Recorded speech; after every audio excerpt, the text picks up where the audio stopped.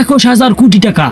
জি হ্যাঁ, ঠিকই শুনছেন, 21,000 কোটি টাকা খরচ করে বানানো স্বপ্নের এক প্রসাদ, যার নাম হযরত শাহজালাল আন্তর্জাতিক বিমানবন্দরের থার্ড টার্মিনাল। বাইরে থেকে তাকালে মনে হবে যেন ইউরোপ বা আমেরিকার কোন আধুনিক বিমানবন্দর, চকচকে কাঁচ, নান্দনিক সিলিং আর আধুনিকতায় ছোঁয়া। কিন্তু ভেতরে ঢুকলেই আপনার হাতের লাখ টাকার আইফোন কিংবা দামি অ্যান্ড্রয়েড ফোনটি হয়ে যাবে একটা খেলনাবাইটের সমান। অকল্পনীয় সেই ভুল বিশ্বাস হচ্ছে না? ভাবছেন এটা কোনো সস্তা গুজব? একদমই না। উদ্বোধনের ঠিক আগ মুহূর্তে ধরা পড়ল এক অকল্পনীয়, অবিশ্বাস্য এবং হিমালয় সমান এক ভুল, যে ভুলের কারণে এখন নতুন করে ভাঙতে হতে পারে টার্মিনালের সেই বিশ্বমানের নান্দনিক সিলিং। কিন্তু কেন 1,000 কোটি টাকার এই প্রজেক্ট মোবাইল নেটওয়ার্কের মতো বেসিক বা মৌলিক বিষয়টি গায়েব হয়ে গেল? এর পেছনে কি শুধুই ভুল, নাকি আছে বড় কোনো গাবলা? আর এই ভুলের খোসারত হিসেবে আমাদের পকেট থেকে আর কত কোটি টাকা গচ্ছা যাবে? নেটওয়ার্কহীন আধুনিকতার থার্ড টার্মিনাল বাংলাদেশের মানুষের কাছে শুধু একটি ভবন নয়, এটি একটি স্বপ্নের নাম, আন্তর্জাতিক বা উজ্জ্বল করার প্রতীক। এর নির্মাণ কাজ যখন 99% শেষ, আমরা যখন দিন গুনছি কবে এখান দিয়ে ফেরার ধরব, ঠিক তখনই আকাশ ভেঙে পড়ার মতো খবর এলো টার্মিনালের ভেতরের কোনো নির্ভরযোগ্য মোবাইল নেটওয়ার্ক কভারেজ নেই। একবার চিন্তা করুন, আপনি বিদেশে যাচ্ছেন বা ফিরছেন, ইমিগ্রেশনের লাইনে দাঁড়িয়ে আছেন, এখন এমন সময় জরুরি কল বা মেল চেক করার দরকার, কিন্তু মোবাইলে কোনো সিগন্যাল নেই। যাত্রী সেবা, নিরাপত্তা, নজরদারি, ইমিগ্রেশন সবই এখন ইন্টারনেট ও মোবাইল নেটওয়ার্কের নির্ভর। অথচ এই অত্যাধুনিক টার্মিনালটি বানানো হয়েছে নেটওয়ার্কের অবকাঠামো ছাড়াই।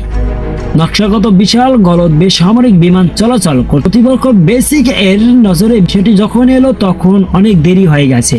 বিশেষজ্ঞরা বলেছেন, মূল নকশায় মোবাইল নেটওয়ার্কের জন্য প্রয়োজনীয় ইন বিল্ডিং সলিউশন IBS অন্তর্ভুক্ত ছিলই না। অর্থাৎ ভবনের সিলিং এর ভেতরে দিয়ে যে তার বা কেবল যার কথা কিংবা এমপ্লিফায়ার বসানোর কথা, তার কোনো ব্যবস্থায় রাখা হয়নি। 21,000 কোটি টাকার বাজেটে এমন শিশু সুলভ ভুল কি করে হলো, তা নিয়ে প্রশ্ন উঠেছে। এখন এই সমস্যার সমাধান করতে হলে টার্মিনালের সেই দৃষ্টিনন্দন সিলিং খুলতে হবে। কর্মকর্তাদের মতে এই সিলিং ভাঙ্গা মানে শুধু সৌন্দর্য নষ্ট করা নয়, এর সাথে জড়িয়ে আছে বিশাল আর্থিক ক্ষতি। নাম প্রকাশ না করার শর্তে এক কর্মকর্তা জানিয়েছেন, সিলিং ভাঙতে পক্ষে কয়েক কোটি টাকা গাচ্ছা যাবে। শুধু কি টাকা, সময়, বিশ্বাসযোগ্যতা এবং পরিকল্পনার সুনাম সবই এখন প্রশ্নের মুখে। এই সংশোধন কাজ শেষ করতে আরো 6 থেকে 7 মাস সময় লাগবে। অর্থাৎ টার্মিনালটি চালু হতে আরো অত্যন্ত আধা বছর দেরি হয়ে গেল। ক্রেতা হিসেবে টেলিটক এই জট খুলতে সম্প্রতি সচিবালয়ে উচ্চ পর্যায়ে বৈঠক হয়েছে। বিটিআরসি, মোবাইল অপারেটর এবং টাওয়ার কোম্পানিগুলোর সাথে একাধিক বৈঠক করেছে বেবিচক। গ্রামীণফোন, রবি বা বাংলালিংকের মতো বড় অপারেটররা জায়গা ভাড়া নিতে রাজি হলেও বেবিচককে কোনো রাজস্ব বা রেভিনিউ শেয়ার দিতে রাজি হননি। এমন ক্রেতা হয়ে এগিয়ে এসেছে সরকারি অপারেটর টেলিটক। 5 বছরের চুক্তিতে টেলিটক সেখানে নেটওয়ার্ক স্থাপন করবে এবং আয়ের একটি অংশ বেবিচককে দেবে। শেষ পর্যন্ত সরকারি প্রজেক্টে সরকারি অপারেটরই ভরসা হয়ে দাঁড়ালো। দায়কার 2017 সালে যখন এই প্রকল্পের অনুমোদন দেওয়া হয়, তখন ব্যয় ছিল প্রায় 21,998 কোটি টাকা। জাপানের জাইকা অর্থায়ন করেছে, নকশা করেছে বিখ্যাত স্থপতি রোহান বাহারিন এবং নির্মাণ করেছে জাপানের শিমুজ ও কোরিয়ার স্যামসাং এর মতো বিশ্বখ্যাত কোম্পানি। এত বড় আন্তর্জাতিক অংশীদারিত্ব থাকার পরেও এমন ভুল কিভাবে হলো?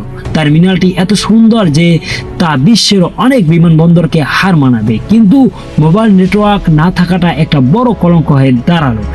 এই বিলম্বের দায় আসলে কার? স্থপতির, নির্মাণ প্রতিষ্ঠানের, নাকি তদারককারী সংস্থার বেবিচকের? থার্ড টার্মিনাল আমাদের গর্ব, কিন্তু পরিকল্পনার এই বিশাল ভুলের দাগ মুছতে আমাদের আরো সময় লাগবে। জনগণের ট্যাক্সের কোটি কোটি টাকা যেন এভাবে আর গচ্চা না যায়, সেটাই এখন দেখার বিষয়। আমরা আশা করি দ্রুত সব জটিলতা কাটিয়ে থার্ড টার্মিনাল যাত্রীটির জন্য উপযুক্ত হবে। আপনাদের কি মনে হয়, এই ভুলের জন্য কি কারো শাস্তি হওয়া উচিত, নাকি একে সাধারণ টেকনিক্যাল মিস্টেক হিসেবে মেনে নেওয়া ঠিক? আপনার মতামত অবশ্যই আমার ভিডিও কমেন্ট বক্সে জানাবেন। যদি ভিডিওটি ভালো লাগে আমার চ্যানেলটি সাবস্ক্রাইব করে অবশ্যই আমার পাশে থাকবেন। ধন্যবাদ।